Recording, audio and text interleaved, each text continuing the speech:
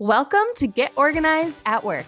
I'm your host, Kayla Fahey-Ahrndt, healthcare leader, mom of three, and your go-to guide for ditching the chaos and taking control of your workday. This is the show where we turn overwhelming to-do lists into clear, actionable plans so you can crush your goals and show up as your best self at work and in your life. Whether you're here for strategies to stay ahead or systems to simplify your workday, you're in the right place. Let's get organized, have some fun, and make this year your best year in your career yet. Let's dive in. Hey friends, welcome back to Get Organized at Work podcast, the podcast where we build systems that protect your energy, elevate your leadership, and help you work more intentionally. I'm Kayla, your host, healthcare leader, systems thinker, and creator of the Ultimate OneNote Hub. And today we're talking about something that comes around every year in pretty much every organization, which is performance review season. Now, depending on your experience, this time of year can feel one of two ways. Some people will think, oh, great, paperwork and forms, something I don't have time for. And others will feel a little anxious because performance reviews can feel really high stakes. But I want to offer a different perspective today. Performance review season is actually one of the best opportunities you have all year to step back and think strategically about your work, your growth, and your impact.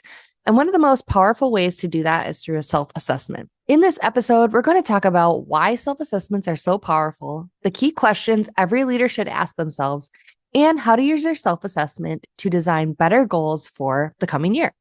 Goals that are directional, adaptive, and strategic, not rigid checkboxes, because great goals are less like fixed targets and more like vectors. So we'll be talking more about that today. Let's start with something simple. In many organizations, performance reviews are written about you, but the most powerful reviews are actually written by you. Self-assessment is not just about proving your value. It's about building self-awareness. And if you've listened to this podcast before, you know that awareness is one of the most important leadership skills you develop to be a proactive leader who is also results driven. When you pause and reflect on your year, you start to notice patterns. What worked? What didn't work? What did you learn? How you adapted, and where your real impact occurred. Without reflection, a year can feel like a blur. But with reflection, a year of work becomes a set of insights that you can build on. In addition to your own self-reflection, having something written down as a self-assessment that you can give to your leader helps them know what you're thinking about, but also helps them determine if you two are on the same page. And it's a great way to show them your value so that they can know everything that you did this year that you want to give yourself credit for. So it helps you kind of position the conversation rather than it being written about you without your thoughtful assessment. A strong self-assessment helps you understand three things. First, your outcomes. What results did you actually achieve? Second, your process. How did you approach the work? And third, your learning. What did you discover along the way? And when you reflect on all of these areas, you move beyond simply reporting performance. You start building leadership insight. Inside my Ultimate OneNote Hub, I included a page called Annual Self-Assessment of Goals and Performance.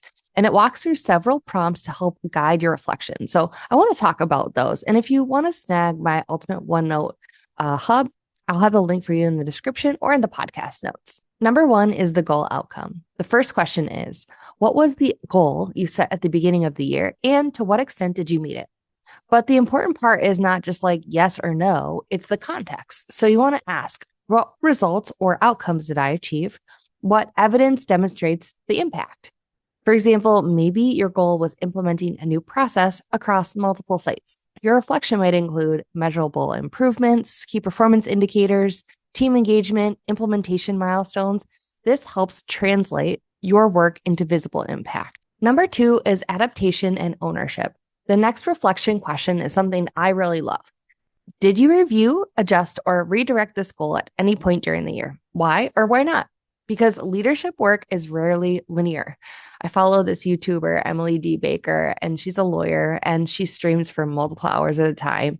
And one thing she always says is streaming is dynamic. And when she messes something up or has to course correct, she always plays a banner and it says, we're professionals. So she basically makes fun of herself, but is trying to point out like, this is a dynamic workplace. Things change. New information appears, priorities shifts, and unexpected barriers show up. Strong leaders don't rigidly stick to a plan that no longer makes sense. They've got to adapt thoughtfully. So this question invites you to reflect on what adjustments you made, what barriers you encountered, and how you stayed accountable over time. Number 3 is learning and growth. The next reflection prompt asks, what did you learn from working toward this goal? And this might be my favorite part of the entire process because sometimes the most valuable outcome of a goal is not actually the result. It's the learning that came from the process. So you might ask yourself, what worked well? And what would I do differently if I set this goal again? That insight becomes incredibly valuable when you start planning the next year. Number 4 is self-rating. The final step of your self-reflection is self-rating. And this isn't about perfection. It's about honest reflection. Based on your outcomes, effort, adaptability, and learning, where would you place your performance? Maybe it met expectations. Maybe you think it exceeded them. Maybe the outcome wasn't perfect, but the growth was significant. The self-assessment helps you tell the story behind your work. Let's talk about turning reflection into better goals. This is a really powerful part. Your self-assessment doesn't just close the year. It helps you design the next year. Because when you reflect deeply on your goals, you start seeing patterns. You see what types of goals will work well, which ones were unrealistic, where systems helped, and where things drift. And that's where we can rethink how we design our goals. I do want to introduce you to one of the ways I think about goals. It's a different mindset. To me, goals are vectors. They're not rigid contracts. A vector has 2 things, direction and momentum. A good goal gives you direction. It tells you where you're headed, but it also allows movement and adjustment along the way. Because in real leadership work, things evolve, projects expand, teams change, new priorities emerge, and the best leaders adjust their approach while still maintaining direction. So let's talk about how we can take that vector idea and design better goals, as well as make sure that we're adapting them over the year. So when I design goals inside my OneNote system, I think about 3 elements. First, what's that clear direction? Where are we trying to go? Second, what measurable indicators can I use to show or to help me know that we're making progress? And third, having those regular check-ins. How often will I revisit this goal to adjust it if needed? And inside the template, I include sections for the SMART goal phrase, performance metrics, and ongoing status updates throughout the year. So this helps turn goals into living systems, not just a static document of something you made up at the beginning of the year. Inside the OneNote Hub, I have monthly check-in pages. These are quick moments to ask, are we still on track? Has anything changed? Do we need to adjust direction? This prevents a common problem where, like I said, goals are written in January and they never get looked at until December. So instead, let this become part of your leadership rhythm. And as you have projects that you are assigned to do or you take up throughout the year, put them inside your goals. Give yourself credit for the work you're already doing. Don't try to build extra goals beyond the work that you already have on your plate, right? That doesn't make sense.